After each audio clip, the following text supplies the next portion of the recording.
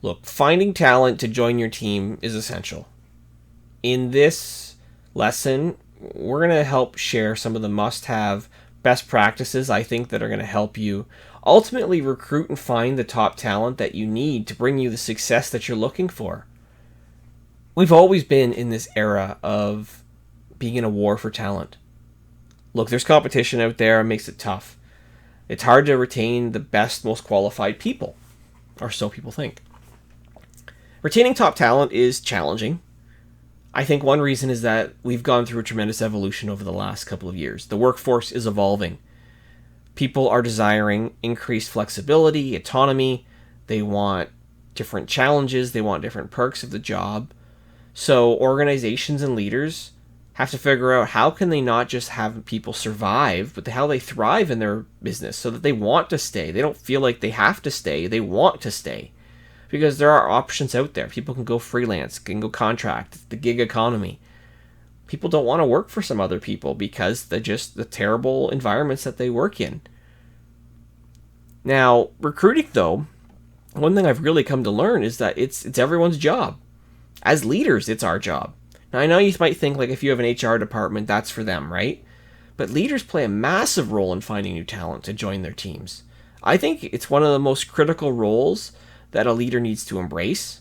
So I want to outline a few things that I think are important to help you as a leader recruit and find top talent to join your team and stay with your team. The first is that you got to set the right standards. You have to realize that gone should be the days where you just put a body into a spot to fill a seat. I can tell you from personal experience, anytime I've done that, I've compromised. I've compromised and I've gone against my gut reaction. I've gone against my core, and even though they're probably not a long-term fit, it's come to bite me. And I always regretted that decision. So once you've kind of like been given the go-ahead or you know you're going to hire, how about you set a high standard for what you're looking for? What are the must-have criteria that someone needs to have that you're not going to bend on? That you're going to be 100% steadfast in making sure that they have these criteria, and if they don't have them, you're not moving forward. Align on that criteria with anyone else who's involved in the process. The other thing that's important too is to look at hiring exclusively superstars. Be picky. Don't settle for mediocre employees. There are some candidates who might check the box in some areas, but look for the people who might be potential leaders in your organization, who could step up. And maybe they don't go down that path, but if you hire someone who's got more potential, they might be hungrier when it comes to bringing their best every single day. I always say too, when I'm coaching anybody or trying to hire for myself, I look for a couple core competencies. I hire people who demonstrate the ability to make the complex seem easy. So I pay close attention in their interview. Are they answering their questions in a way that is simple to easy to understand? Can I follow them? I want someone who can articulate what they did quite easily and I'm not lost trying to decipher what they're saying. I also look for people who have a desire to grow, who are adaptable and capable. So I will ask them questions about, times where they've made an experience easier, ideas that they've brought forth to the table that they've actually implemented, because I want to know who has that desire to be better. It's important that we just have to hire the right people. Like if you don't have the right personnel, it's going to be a struggle. Every team has a certain structure that they're looking for, right? They're looking for certain roles to fill certain responsibilities. But you have to find the way to get the best people in the right spots. And there could be assessments that you do. You could be asking people to do videos. But ultimately, it's critical to make sure that you've got people with the right skill set. If I look at it from a sports team perspective, say hockey. Well, you can't just hire a bunch of goalies and that's what you put onto the ice. You need people who are forwards, you need people who are defensemen, then you need goalies. Everyone has a different role and position, and we have to remember that. Another piece of advice that I want to give you that I think is important, simple to understand, is that wherever possible as part of hiring, stick to the airport rule. If you're not familiar with this, whenever you're evaluating a candidate, ask yourself this one question. If you were held at the airport on an 8-hour delay with this person, would you want to do that?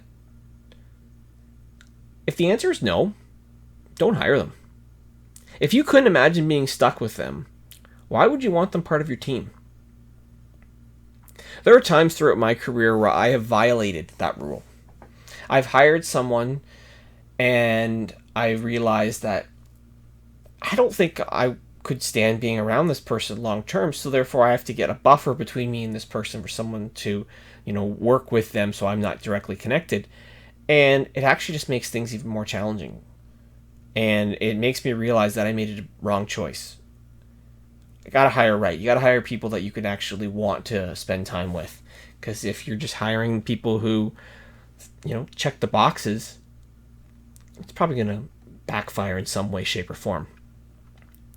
It's also important, though, that we make sure that we evolve our approach. Too many people are posting and praying, hoping that the right person applies for a position. The reality is that it's almost kind of insane.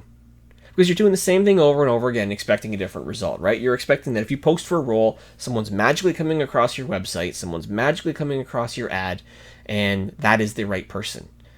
It doesn't work, because what happens is that most people are not surfing corporate career pages. They're not surfing through job site listings all the time. So the chance that the right person that you're looking for is actually going to be there is probably pretty low. Because you have to be more proactive when it comes to recruiting. You're going to have to spend time actually hunting for prospects, seeing if you can poach them from the jobs that you're looking for. Because the right person you're looking for is probably already employed elsewhere. Do you have enough perks, enough benefits to draw someone in, to pull them in, to get them to leave an opportunity?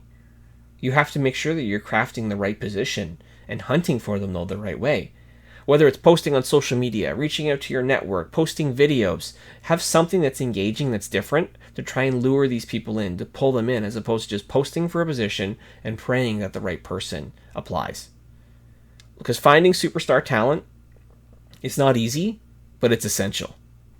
You have to spend your time being proactive, building up a pipeline of future people who can be the superstars that you need them to be, who can help you take your business, your team, your organization to the next level.